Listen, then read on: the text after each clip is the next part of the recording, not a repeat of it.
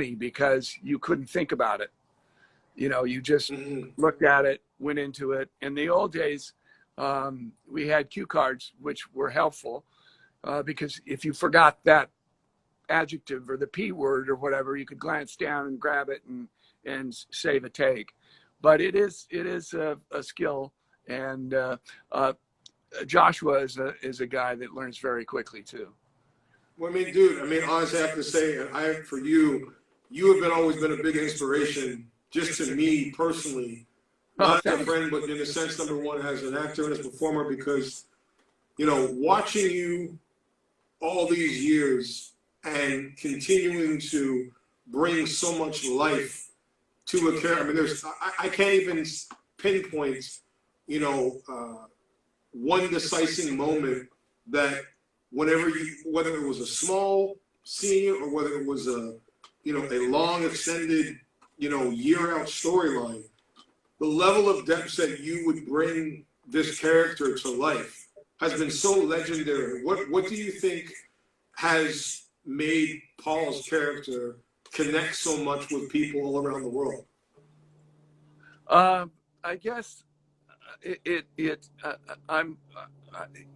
I wear my emotions on my sleeve, I guess, and that's it's valuable in the acting world, but it makes real life more difficult because you're so sensitive to feelings and emotions and experiences, and and especially in times like these, it's hard to see the bright side, but I think those are the qualities that Bill found in his lifetime characters, that he knew that he could count on, those characters opening up their soul and letting you see. And that's pretty much,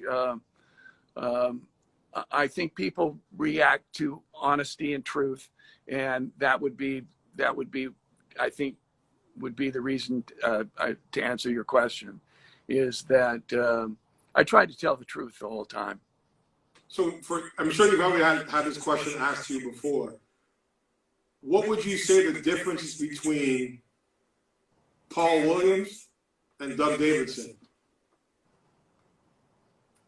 Paul is probably more of an adult at this point. And there's a childlike quality that is still truly that lives in me. I could spend years in Disneyland and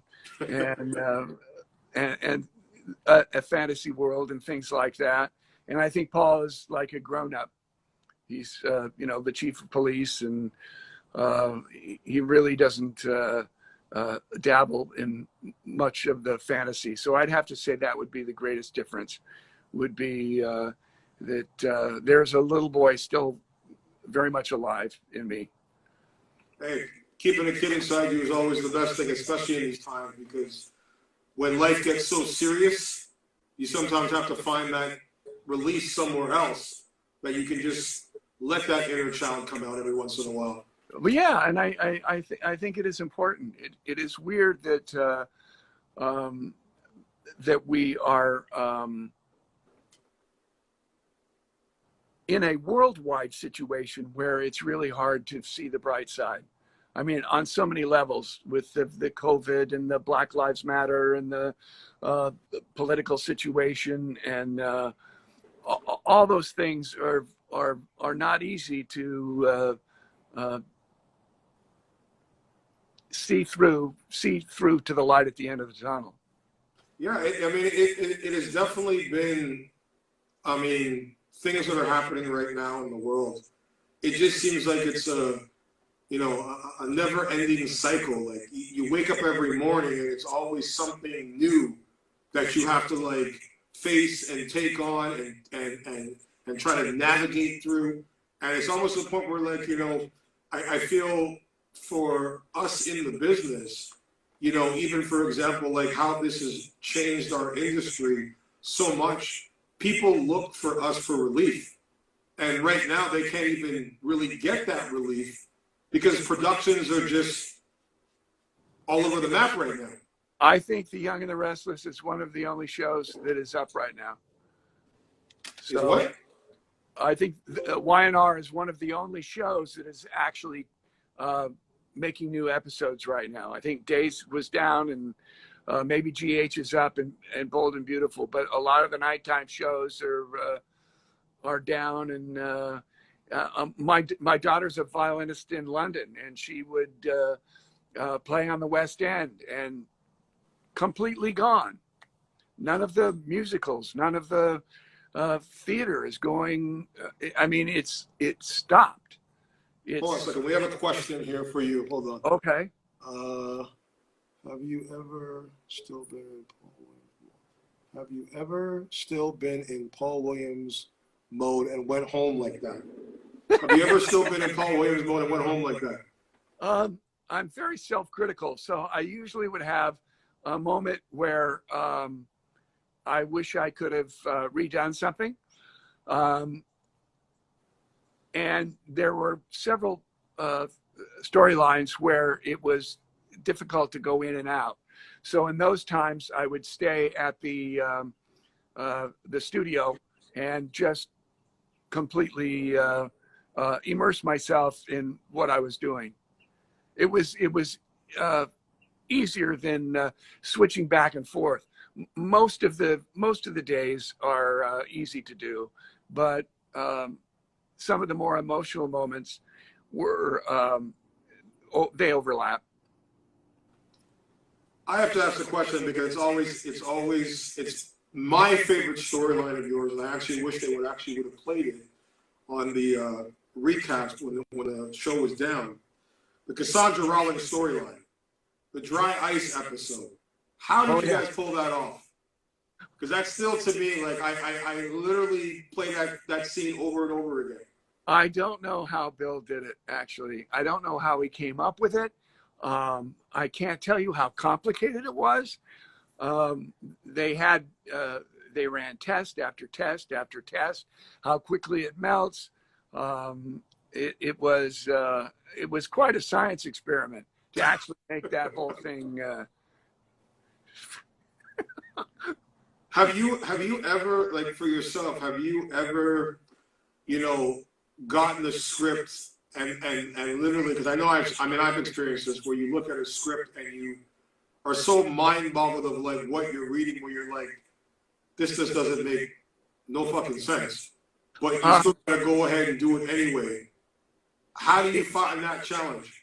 That is really, really hard for me personally, because I talked about telling the truth.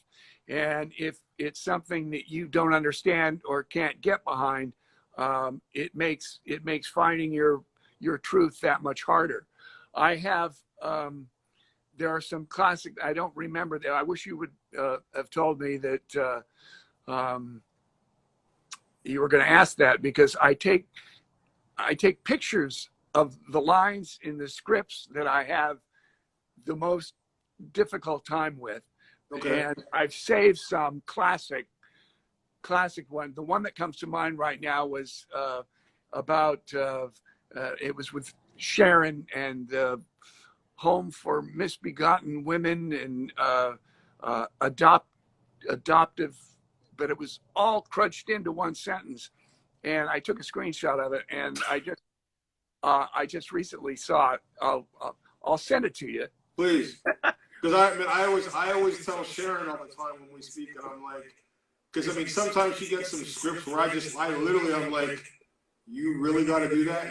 But the thing with her is that, like, she can take chicken salad and turn it into gold. And I'm just like, how can you, with a straight face? And she's like, they can throw nursery rhymes at me, they can throw Mother Goose rhymes at me, and I'm just going to come in there and play it like I got to give my best to it every single time. I have honestly asked her how she does it. But you're absolutely right. She is, that is definitely one of her gifts. She can, and she doesn't take it home. She separates herself. She never takes, there's no stress or pressure with her. She's always in a good mood and cheery. And, you know, we could all stand to have a little of that Sharon Case quality. Oh, trust me. If the world was duplicated with a million Sharons, we'd all be in a great mood all day long. And she's really fun to boot on top of it all. Oh yeah, no, between her and Josh, who I've traveled with many times to do appearances, and I remember the first time she came on an appearance with us, and Josh had bet me, he's like, I'm gonna bet you $100. He's like, Sharon's such a grandmother. She'll be in bed by 9 o'clock and your night's gonna be over. I have the video to prove it was 6 in the morning and Sharon was still dancing, partying, yelling, screaming, hollering, having fun. And I woke Josh up the next day and said, I thought you said you were gonna be in bed by 9.